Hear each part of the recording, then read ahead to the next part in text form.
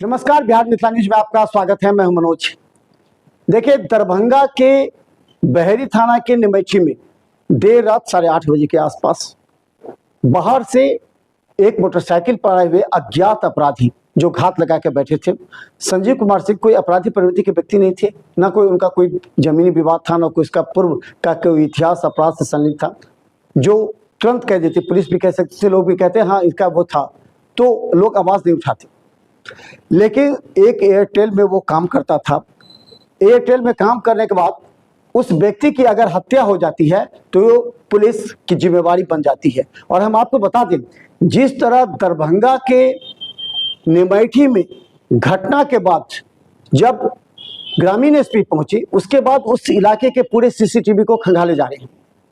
Darbhanga SSP Jagunath चला रेड्डी ने हमें फोन पर बताया कि सभी सीसीटीवी फुटेज को खंगालते हुए पुलिस छानबीन में जुट गई है, छापेमारी कर रही है जहां पुलिस को संदेह है, क्योंकि पुलिस उस अपराधी तक पहुंचने वाली है।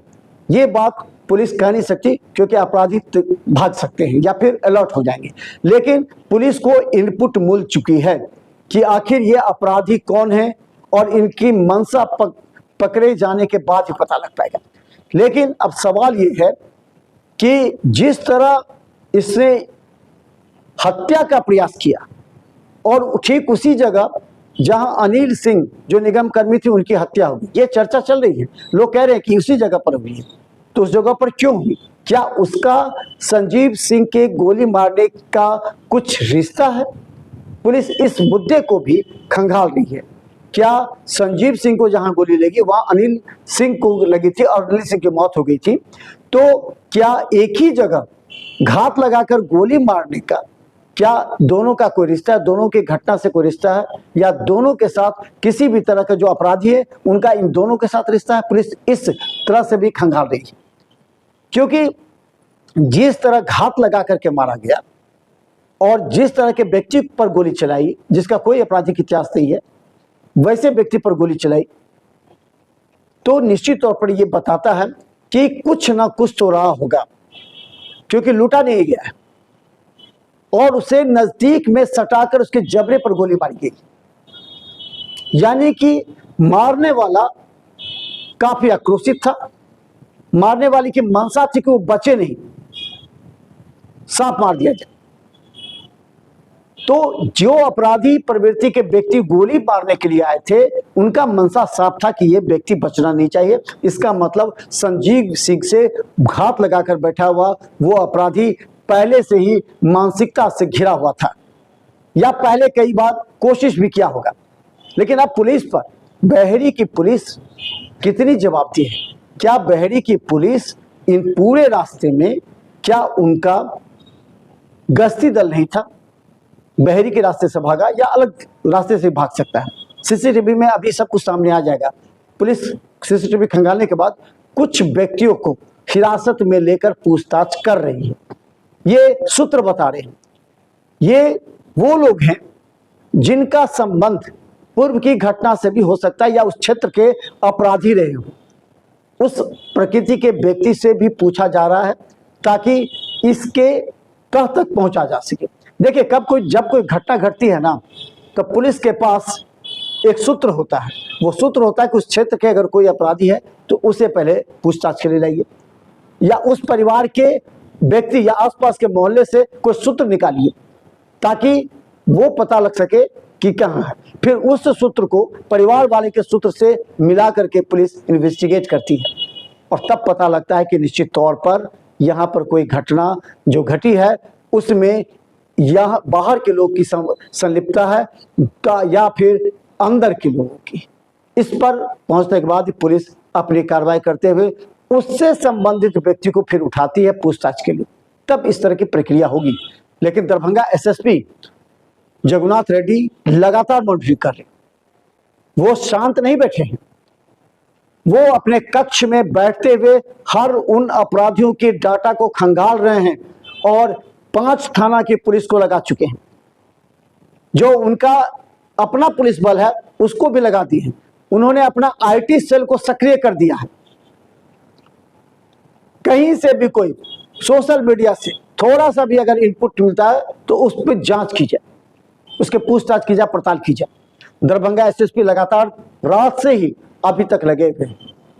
पुलिस चाह रही है कि पारस से थोड़ा सा वो रिकवर हो जाए तो उसके बयान लिए जा सकते हैं, लेकिन अभी तक उसके बयान नहीं लिए जा पाए। अब सवाल यह है कि जिस तरह की घटना को अपराधियों ने अंजाम दिया है, अब अपने क्षेत्र में जो थाना है उसको सघन गश्ती करनी होगी।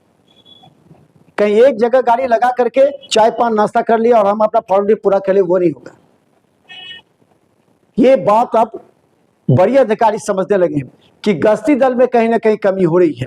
ये गश्ती दल जो काम करते हैं सही तरीके से, तो हर क्षेत्र में जो अपराधी प्रवृत्ति के व्यक्ति हैं, जो उपद्रवी हैं, जो नशा करते हैं, टैबलेट लेते हैं, नशा करने में किसी को चाकू मार देते, उसके नाम आता थाना में, ऐसे व्यक्तियों को पकड़ के लाया जा सकता था। अगर नहीं पता लगता तो ये गश्ती दल अलग अलग चौक चौराहों पर उन्हीं जगह पर बैठेंगे। देख लीजिएगा, ये गश्ती दल के लोग उसी जगह पर बैठेंगे जहां के लोग माफिया कहलाते हैं, जहां के लोग एजेंट कहलाते हैं, जहां के लोग नाश्ता चाय करवाते हैं। ऐसे में गश्ती दल पर सवाल नहीं उठता, सवाल उठेगा थाना प्रभारी पर कि थाना प्रभारी ने अपना खुफिया सूत्र को मजबूत क्यों नहीं किया, आम जनता के बीच क्यों नहीं गए, आम जनता के बीच अपना मोबाइल नंबर बांटिए, आम जनता के बीच जाके बैठिए। अगर आम जनता के बीच बैठिएगा तो देखिए वो पुलिस को कहेगा कि पुलिस नहीं सुनती, पुलिस गड़बड़ है।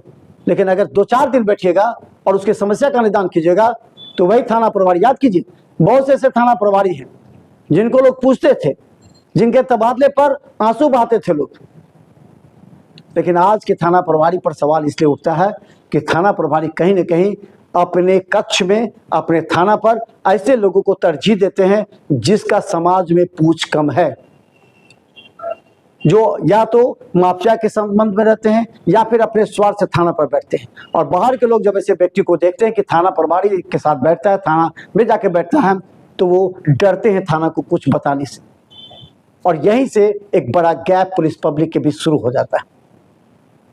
दरभंगा में जब डीआईजी थे बाबूराम और डीआईजी थे आपको विनय कुमार, जो कि अभी डीजीपी हैं, उन्होंने तो साफ मना कर दिया था कि कोई दलाल एजेंट नहीं बैठेगा थाना पर।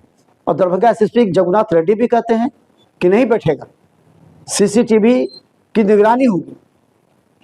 लेकिन अभी भी पुलिस का खौफ अपराधियों में नहीं है। देखिए, अगर कोई घटना घटती है तो कैसे लोग पुलिस पर दौड़ पड़ते हैं, उनका आक्रोश होता है, पुलिस बचती है क्योंकि गोली नहीं चला सकती, पुलिस बचती है, लेकिन उन लोग का आक्रोश बढ़ जाता है पुलिस पर। तो पुलिस पर विश्वास बनाने के लिए हमेशा थाना प्रभारी को आम जनता को बुला करके बैठना चाहिए, उन्हें चाय पिलानी चाहिए, उनके आत्मविश्वास को बढ़ाना चाहिए, जिससे पुलिस पर विश्वास बढ़ेगा। वरीय अधिकारी उस थाना प्रभारी को इंपॉर्टेंस देंगे, कहेंगे निश्चित तौर पर, क्योंकि जब जनता से सीधा थाना प्रभारी का जुड़ाव होता है तो क्षेत्र से क्राइम खत्म होता है, क्योंकि वो व्यक्ति एक मोबाइल पर भी मैसेज कर देगा। लेकिन आज की घटना के बाद निश्चित तौर पर दरभंगा एसएसपी तमाम बिंदुओं पर समीक्षा कर रहे हैं। आज दरभंगा एसएसपी ने क्राइम मीटिंग की थी। क्राइम मीटिंग में सभी थाना प्रभारियों को, सभी अधिकारियों को आवश्यक निर्देश दिया कि अपने क्षेत्र में गश्ती तेज कीजिए, अपने क्षेत्र के अपराधी का लिस्ट की बनाइए। देखिए क्या होता है।